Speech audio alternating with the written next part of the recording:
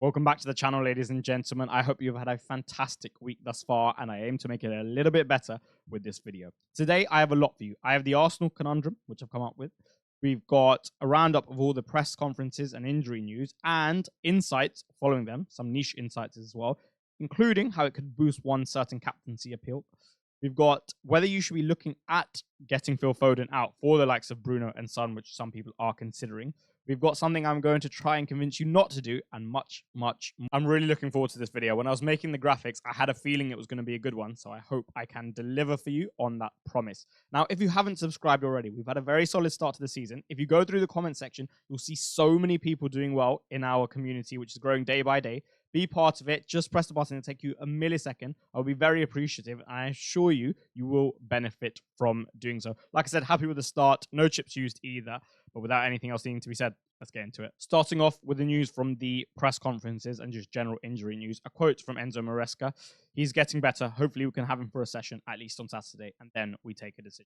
Now, personally, I'm expecting him to start because it is Arsenal at home, and he really does seem like the type of guy to want to be there for that type of fixture, right? Obviously, if he was slightly older, I think maybe he'd be a little bit more cautious with his body. But in general, the younger players just want to be out on the field, okay? And that's very understandable. The other thing is he's got the international break coming up. And there's two sides to this coin. On one side, he'll want to establish him more and more. He will want to establish himself more and more in that squad because he hasn't got a nailed down place in the starting 11. But at the same time, it's also quite a nice time to take some time off because you can get it pretty easily. Just say you have an injury, and realistically, what are they going to say, right? So it will give his body the sufficient time it needs to properly recover. Because should he play on Sunday, I doubt he'll be 100% anyway play on Sunday, not in Sunday. We are very much in winter, and it's pretty cold outside, and my hands are pretty cold now. But anyway, so yeah, I'm expecting him to start, and I don't think you'll have too much of a problem there. Son, however, whilst I'm expecting a start, Ange Postecoglou did say, and I quote, "We're managing his minutes and building him up."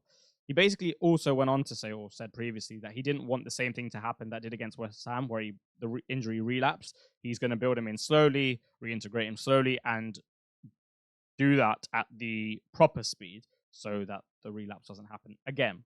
Which means that he's very likely to get subbed off early against Ipswich. I can imagine it being around 70-ish minutes.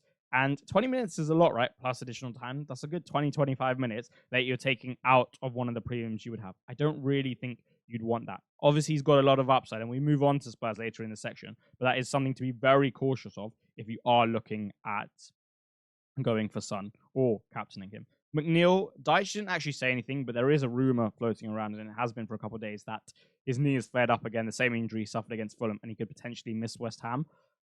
There's big ramifications for DCL and just Everton defense in general, I would say, through what their best attacking player missing out.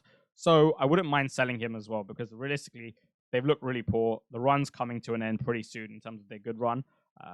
And I think he's a fairly easy sell at the moment if we don't get any update, which I doubt we will. Dango Ouattara being out is very interesting. And now on the slide, I've said, could it be good for Mbeumo? But it could equally be bad. And I'm going to present both arguments. He's a very good carrier, and he's a big threat down that left flank. Also, you have Kirkes overlapping and supporting him just in general. So that's a lot of attacking threat you're getting down the Bournemouth left side. And you would like your right-sided winger to definitely help out your fullback in that sense. However, Ouattara is out, and then it becomes a question of who plays on that left flank.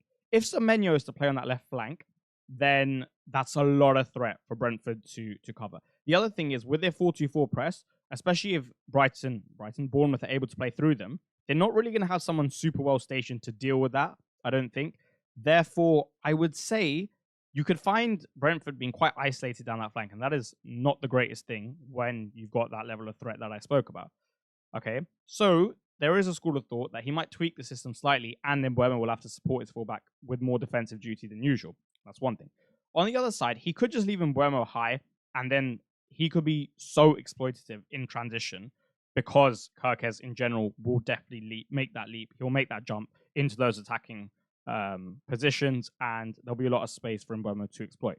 That's the other side of the coin. Also, Semenyo could play on the other flank, and just in general, I don't think Mbeumo would have to do as much defensive work. And if Kirkes is still going to bomb up, which he will, then not only do you have less threat, which he'll have to cover for defensively, but he'll still have the space in which to exploit. So there's a lot of variables there. I think I would just play that out in your mind if you are considering captaining Mbeumo. Personally, I think Semenyo starts on the left. I think he'll definitely be given some more defensive responsibility in Mbeumo, but at the same time, it'll also have more attacking upside because there might be a bit more space in which to exploit. But Carquez is getting better one-on-one. So those are all things to consider. I think Nketiah is out with a hamstring injury. No Eze either. I think Palace just in general will struggle with ball circulation to keep it and then sustaining territory, because one thing about sustaining territory, a very good way to do that is just posing a lot of attacking threat and being able to dominate within that attacking third. But with lesser quality, it's harder to do that. So I wouldn't be surprised to see Fulham have quite a bit of the ball. They had quite a bit of the ball away at Everton. They had quite a bit of the ball against Brentford, and they've looked very comfortable in possession. And I think they could have a lot of it. And therefore, Jimenez's prospects and ESR's prospects against a Palace side who aren't super leaky, but aren't exactly the best defense in the world either, well, I think they could definitely be there. Now, I imagine Jimenez's expected minutes are slightly reduced, especially during this Christmas period. He is 30-something, 32, I believe. Muniz is there on the bench. He obviously had a very good season last year. He'll take minutes of him, so that's something to consider if you want to sell him. But for the start he's going to get, I don't think his prospects are too bad. I was impressed by Smith Rowe against Brentford, and I think there could potentially be another return here. So where people are looking to sell him, I wouldn't be making a sideways move. If you want to upgrade significantly or target the United and Spurs fixtures, I understand. But otherwise, I'd be quite happy with the Fulham boys. Now, just in general, there's a lot of chat about Arsenal assets. Should we bench? Should we sell? What's the prospects looking like from 12 and on? Should I be planning for them? Etc. etc. And given they've got some injury scares as well, and given it's a big game, I thought I'd just touch on it because I hadn't really seen too much analysis on this game, in particular, in just Arsenal as a subject. So injury-wise, like I said, up and down is up with Arteta. So take everything with a big pinch of salt. Declan Rice is said to be a doubt. That's a huge deal, right? And we'll come on to that when we look at the match analysis. Havertz and Mourinho are said to both be assessed prior to the game. Now, I think Havertz is going to play. It was a big knock to the head, and I think he definitely had a cut and was bleeding. But I wouldn't say that's enough to keep him out. Obviously, if he has concussion, then yeah. But my gut just tells me that he'll be okay to play. The other thing is, it's at Chelsea. It's at the Bridge. He'll definitely want to show his old club a little something. And what I get from his personality and when I watch him play, I think you watch him against big centre-backs and he's more than happy to contest with them physically. He'll put his head in places where others would be scared to. And I sense him to be a bit of a quiet warrior, similar to Ben White. He doesn't say too much, but on the pitch, you know that he'll always be there. He'll stand up for you and he's always ready for the fight. And I think Havertz gives me the same type of vibe. So personally, I think he'll do everything he can to make himself available. And even if he's a bit off it, I wouldn't mind. I wouldn't be surprised if he keeps it to himself a little bit just to be there and play. Now, whether Mourinho starts, I don't really think that big of a deal if Rice is to be there. If Rice isn't to be there, then I think it's going to be Partey, Odegaard, and Mourinho. And then it becomes a pretty big deal because you definitely want at least one of Rice and Mourinho, the physicality, the defensive qualities, etc., etc. Won't be surprised if both of them play, especially if Rice is out. I think Mourinho will do everything, and Arteta will do everything to have him available. Because if not, without Rice and Mourinho, then Arsenal could start to look at a game which is significantly more difficult for themselves. Odegaard is pushing for a start, and I quote. And we're talking about Arsenal assets here, right? And their prospects on the line and how they're going to do this week. I think this is really good for Havertz. I think Chelsea have shown themselves to be able to be exploited by other attacks, specifically people who are good at exploiting space in behind. Arsenal have got a very, very competent high press when they go man-to-man, and it's also like half man-to-man, half zonal. They can definitely turn the ball over high with the way Chelsea play. And Odegaard is a big part of that. So I think Havertz could certainly generate returns as a result of that due to Odegaard coming back on the side. Then just in general, you won't see Havertz dropping into this false right, or he won't be playing this false right 8 role. Odegaard will certainly be occupying those zones. Chelsea in general, for example, you look at the game against Liverpool, Salah had space on transition, and just in generally, Salah had space. I imagine Saka will have the same. He'll have a lot of one-on-ones with whoever the fullback is down that side. He could literally play anyone. He could play Cucurella there, he could play Gusto there, he could play Reece there. Either way, I think Saka's good enough to get the beating of all of them. Obviously, Reece is harder, but it's Reece in a left centre-back role if he's to play there, as opposed to a standard left-back role. So like on times that transition will be caught when he's a bit narrower, and I just think Saka is good enough to basically dismantle anyone in that Chelsea side over there. So that's another thing. And then you'll have Havertz at 9, right? So you'll have the creativity back to a significant extent, and you have Havertz in the right zones. So for me, he's a very good hold this week, and I quite like his prospects, even as a Chelsea fan. I'm expecting Arsenal to win. If Rice is fit especially, I expect Arsenal to win and score a minimum of 2. Now, how do they approach the game? Because it is away, and obviously Arteta has shown his defense-first philosophy. I think that they will happily go to their 4-4-2 mid block and not be maybe as aggressive with their defense approach as other teams are. I think you'll see that high press at times, but only at times. I think they'll really look to make Palmer's life very, very difficult in the middle, similar to what Liverpool did to an extent. They'll probably double up on him. They'll make sure the space between the lines are not really there. And also their press is, I think it's underrated, and the off-the-ball structure is underrated in terms of just how good it is. It's very difficult to get players between the lines on them. It's very difficult to transition on them. We could go on about it for ages, but overall, it's just very, very difficult to beat and to exploit consistently. And I think Palmer won't have the most joy this game. So for me, I'm fairly confident in Arsenal assets this week, and I don't think they're bad going forward, right? Obviously, you can't have everyone. And there is a school of thought that you may not need any of them because Havertz, Saka, and Gabriel in their own rights are all expensive. But for this week in particular, I wouldn't really be looking at selling. I am fairly bullish on them, even as a Chelsea fan, especially on the assumption that Rice is there. And gut feeling, I've got a feeling that Havertz and Gabriel do pretty well this week. Maybe because I own them, I'm a little bit biased there. Now, at the time of recording this, Haaland has just under 400,000 transfers out. 400,000 transfers out. And we haven't even hit Saturday. And the game week deadline is later, so you can probably expect many, many more as people make those later transfers. Many content creators will make their transfers later in the week, as I will myself. It'll probably be around 500,000. 500,000 people selling what is arguably the best captain option this week. I appreciate that others have high ceilings this week because United have Leicester, Spurs have Ipswich, they're both at home, Wolves have Southampton, they've all got attractive assets. Salah is in brilliant form and has Villa at home who aren't in the best of form. You've got Mbeumo with a good fixture who's been the best asset this season at home. You could potentially even go there as a captain. So I get it. But to sell him, and we're going to come on to something later down the line, which is very important, and it's regarding efficiency of transfers. Are you really going to sell arguably the best goal scorer this league has ever seen when he's arguably the best captain option this week? I just don't think it's a very efficient use of transfers. And we're going to tie this in later. But also, you're just limiting your upside, I think, significantly. I think this guy could genuinely walk away with a hat-trick in this game, or at least a brace, right? If I get less than a brace, I won't be happy. And to sell him, it's not even the fact that you don't own him and then you're choosing not to buy him, but you're selling him. For me, it just doesn't make too much sense. If you'd scored a brace against Sporting Lisbon, would you still be making this move? Probably not, right? And how close was he to scoring a brace against Lisbon?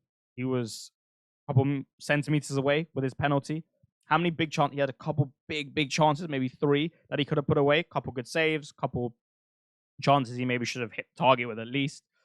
Against Southampton, he recorded his second highest sheet ever in a Premier League game. A couple inches away there of scoring a brace. Very close to scoring at Bournemouth, and that too multiple times. I think he's just had, ever since he made that comment to Arteta, I think he's just been getting a little bit of karma. And you know what? Maybe that continues. But from a pure footballing standpoint, there's so much there to suggest, with the matchups that we spoke about in the Everything You Need to Know video, there's so much there to suggest that he kicks on now, he gets back, and he scores quite a few. The other thing is, City, after a bit of adversity, we've seen it so many times, they always bounce back. I'm sure many of you would have seen his tweet. He'll be there, he'll be fired up, and I really think this is this could be one of the worst moves in FPL history. Genuinely, I think that of all your moves that you made in your FPL career, I think this could go down as one of the worst if you choose to sell him. So for those who are doing so, this is my counter argument, and I would definitely watch the Everything You Need to Know video to supplement this, where there's the real crux of the information analysis on the matchups to try and sway you not to do this, because I am only doing what I think is in your best benefit. And look, he could blank, but I don't think he will. Following Deitch's comments and just a general outlook fans have on the Everton lineup, it's pretty much set in stone that Dominic Calvert-Lewin will start against West Ham. But there are a number of things where a start may not be enough. Okay, first, the opportunity cost. Cunha, Strand Larson with great fixtures, Solanke if you can stretch there, Højlund if you fancy the risk with great fixtures, etc., etc. He's potentially blocking that. So that's a big opportunity cost. Secondly, what if there's no McNeil? Their creativity will be hugely stifled, and it's not like it's been the best in recent times anyway. So how many chances are they even going to make for him? Thirdly, Beto was very good against Southampton. I was impressed by what I saw, not just in terms of the performance, but also just generally what he did and what that showed me from a physical profiling standpoint. I was impressed, and I think that could certainly be leveraged and utilized well in the Premier League. But with all of those things in mind, you probably don't expect his expected minutes to be too high, especially if he doesn't have a good start to the game or he doesn't get on the score sheet, etc., etc. Maybe like 65-ish. That's not great. That's really, really not great. You're missing out on about 30 minutes there. And in general, I think if Decore is not there, you don't have that presence in the middle, which is so useful against West Ham. It's definitely going to limit what Everton can do and thus Calvert-Lewin's threat.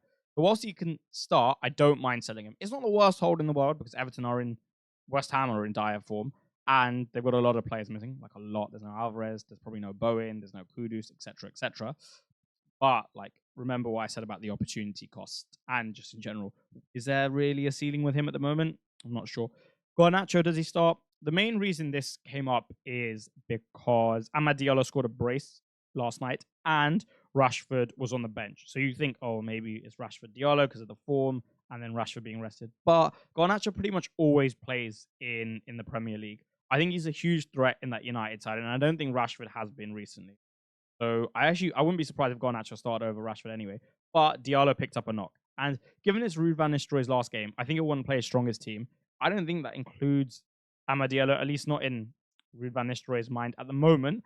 And with all of those things, and the fact that his historical record for minutes in the Premier League is very good, I just expect Garnacho to start on that left side as well, on his preferred side, with Rashford on the right. And there's enough upside this week in general just to keep him. I don't really fancy him when Amorim comes because when he moves to this 3-4-3, I think it's going to be Haaland up top, Rashford on the left, especially given it's like a far narrow role, and then Bruno is the right-sided forward. I can't see Garnacho starting at wing-back personally, especially when Shaw's back in training. You've got Mazraoui, you've got Dallo. They have already 3 people competing for 2 spots. I don't think Garnacho will be added into the mix because you're giving up a lot of defensive security as a result. So that's where I stand on. We will be discussing the efficiency of transfers, which I discussed in the Haaland section. But beforehand, let's talk about the Spurs and Man United fixtures in particular. Right?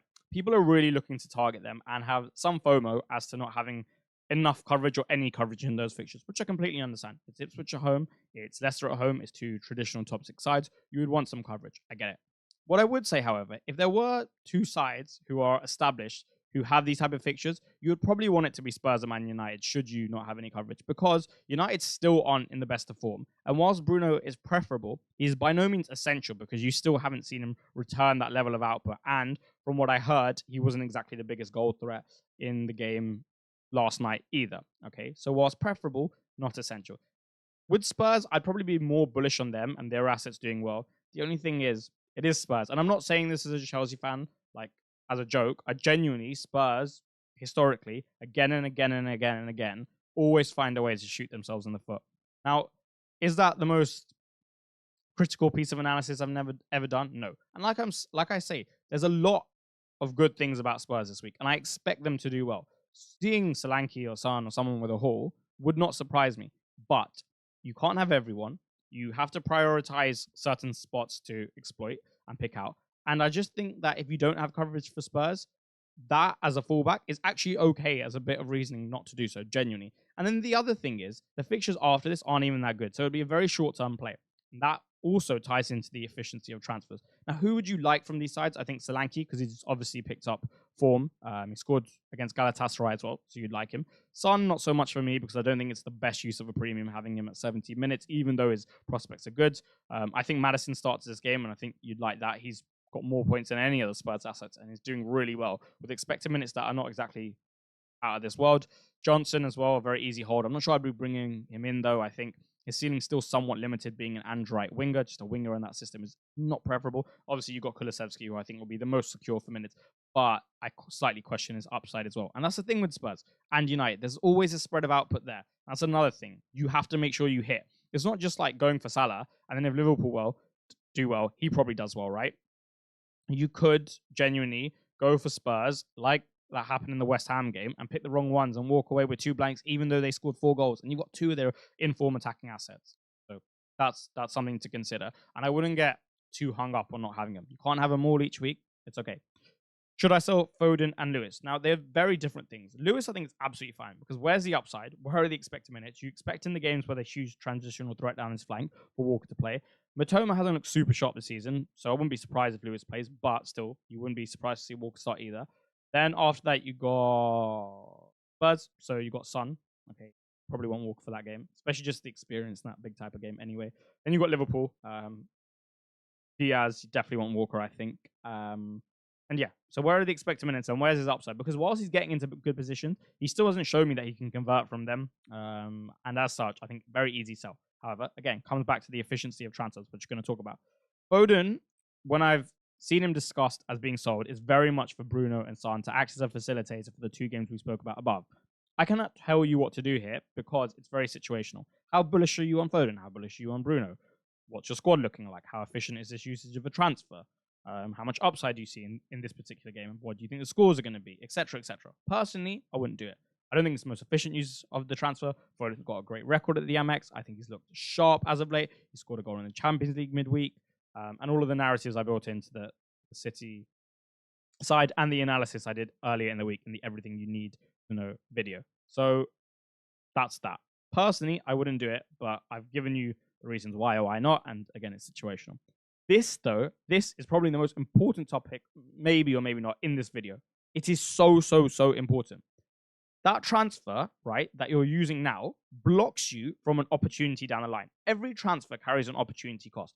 Maybe you go Foden to Bruno to attack a bit of upside now, but potentially in 12, in 14, is there more upside to be had by shifting to an Isak in, let's say, 16 and getting Watkins at 14 and getting a Bowen at 14? Yes, potentially. So you need to look at that. You need to see how efficient this usage of a transfer is compared to what it will be down the line, and then make a move, especially in the winter period. Injuries on the up, rotation on the up, suspensions on the up, just given its timing and the fact that more people will get closer and closer to 5 bookings.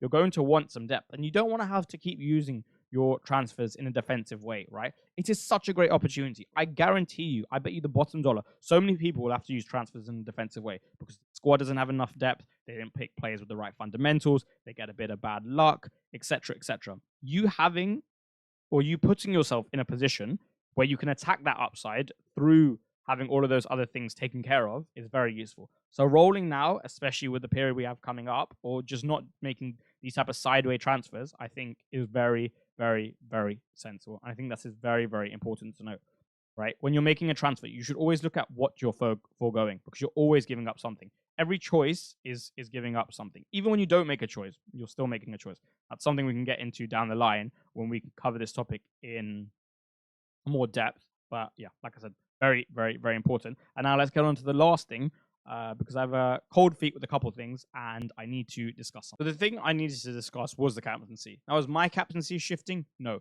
However, I do have Salah slightly higher than I did, or a fair bit higher than I did early in the week, because I wasn't aware that Villa had 3 away games in 8 days. And I probably didn't factor in their form as much because when I was recording, I didn't expect them to lose to Club Brugge because that was something that occurred afterwards, etc., right? Also, Salah's got a very good record in these type of home games at night as well. I remember this game against Watford where he got 4 goals and 1 assist, and I was doing a workout in his room right behind me, and I didn't own him, and my mini league rival had him captain, and every time I checked between sets, it was goal. So I'm probably slightly higher on him, albeit I still do think Haaland's the best option. But like I said, I'm more comfortable for the people going there. In terms of getting cold feet, I slightly retract that statement. There's just something about going Strand Larsen, which I'm not over the moon with, because I don't think Wolves' fixtures in 12 to 14 are as good as people make them out to be. I think 15 onwards, yeah. But it's I think it includes Bournemouth at home, Fulham away, and Everton away. It's not great, right? Or even if it's not Everton away in 14, whatever it is, it's not that good. From an attacking standpoint. So I'm getting slightly cold feet there. I wouldn't be surprised if Cunha, Strand Larsen, or Aït-Nouri are just a little bit worse than people make them out to be. For example, you had the City at Southampton fixture, City at home to Southampton, and then after that, the fixtures weren't as great for a 1-game week span, but nonetheless, Bournemouth away. And I think we could be falling into slightly the same trap here where, yeah, sure, you have a great fixture this week, but the next 3 aren't as good as they maybe look. And it may look pretty on the FDR, and it may look better because they're sandwiched in between nice fixtures. But I'm not sure those 3 specifically are that great. So if you don't have a Wolves asset, again, whilst not ideal for this week, I don't think it's the end of the world. And that is just one thing I wanted to touch on. And that is all she wrote for this video and the Game Week 11 content. I will, of course, be in the comments replying to all of your questions. I will, of course, be back on Sunday for transfer plans, so I won't miss you for too long. But in the meantime, make sure to make it a great weekend. Enjoy FPL, expect success, And I'm sure there are many, many good things coming your way. If you could subscribe, if you haven't done so already, if you could just check, I would be very appreciative. If you could like the video, if you have not done so already, again, I would be very appreciative. I shall see you on the other side. Have a great, great weekend.